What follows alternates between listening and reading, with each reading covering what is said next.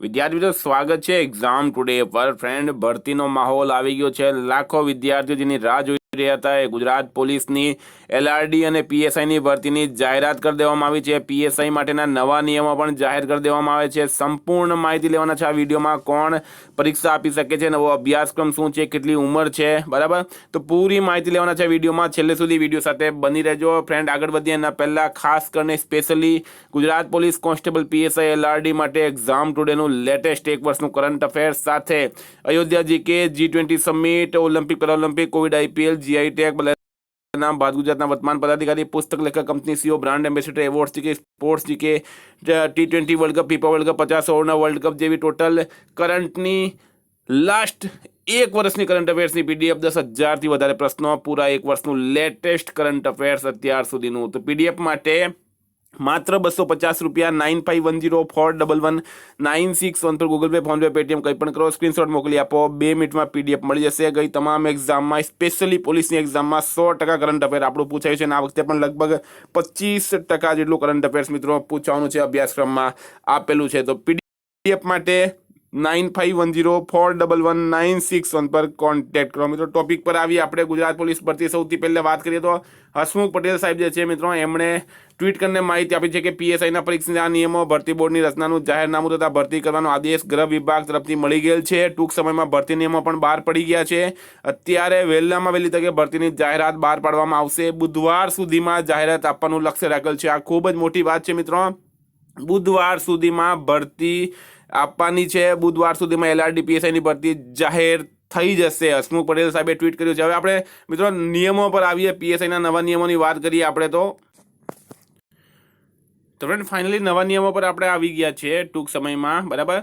PSI વર્ગોની પરીક્ષા પહેલા શારીરિક કસોટી, પ્રિલિમ્સ પરીક્ષા તથા મુખ્ય પરીક્ષા એમ 3 તબક્કામાં લેવામાં આવતી હતી, જેના બદલે હવે શારીરિક કસોટી અને મુખ્ય પરીક્ષા એમ 2 તબક્કામાં લેવામાં આવશે। પહેલા 3 તબક્કા હતા, હવે 2 તબક્કા થઈ ગયા છે।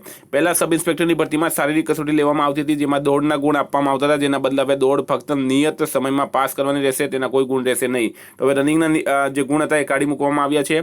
પહેલા શારીરિક કસોટીમાં ઉમેદવારોના વજનને પણ ધ્યાને લેવામાં આવતું હતું, જે રદ કરવામાં આવેલ છે। આ સિવાય શારીરિક ધોરણો લોકરક્ષકની જેમ જ રાખવામાં આવેલ છે। આમ શારીરિક કસોટી લોકરક્ષકની જેમ જ હવે ફક્ત ક્વોલિફાઈંગ રહેશે, તેના કોઈ ગુણ આપવાના રહેશે નહીં અને શારીરિક કસોટીમાં ઉત્તીર્ણ થયેલા તમામ ઉમેદવારો ત્યારની મેન એક્ઝામિનેશનમાં ભાગ લઈ શકશે। સમજી ગયા છો તમે?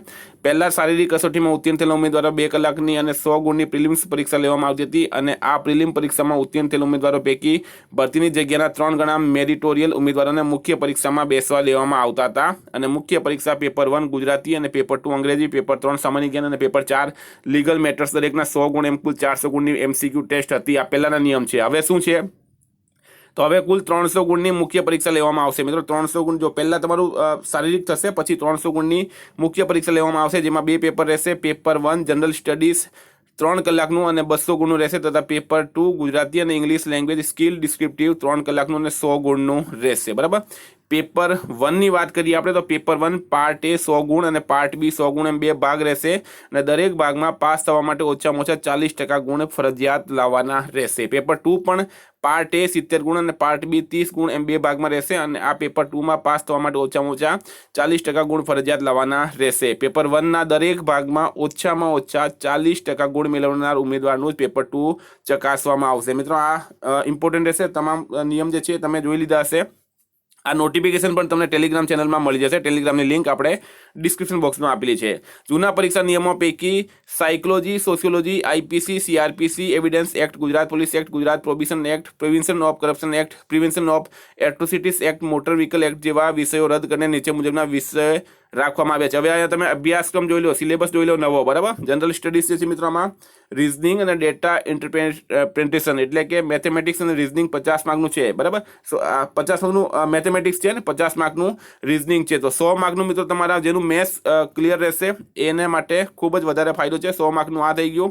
પેપર પાર્ટ બી ની વાત કરીએ આપણે તો સિલેબસમાં ભારતનું બંધારણ છે 25 માર્કનું, હિસ્ટ્રી, જ્યોગ્રાફી, કલ્ચર હેરિટેજ છે 25 માર્કનું. કરંટ અફેર મિત્રો આવી ગયું છે 25 માર્કનું, બરાબર. કરંટ અફેર 25 માર્કનું છે.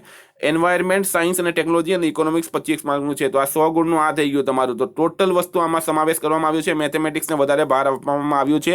કરંટ અફેર્સ માટે મિત્રો તમે એક્ઝામ ટુડેનું કરંટ અફેર્સ લઈ શકો. માત્ર 250 રૂપિયામાં તમને છેલ્લા 1 વર્ષનું કરંટ અફેર મળી જશે અને 100% કરંટ અફેરમાંથી આ એક્ઝામ ટુડેને કરંટ અફેરમાંથી પૂછાય જ છે અને કોઈ પણ પરીક્ષામાં છેલ્લા 1 વર્ષનું કરંટ અફેર આપણે કરવાનું રહેશે.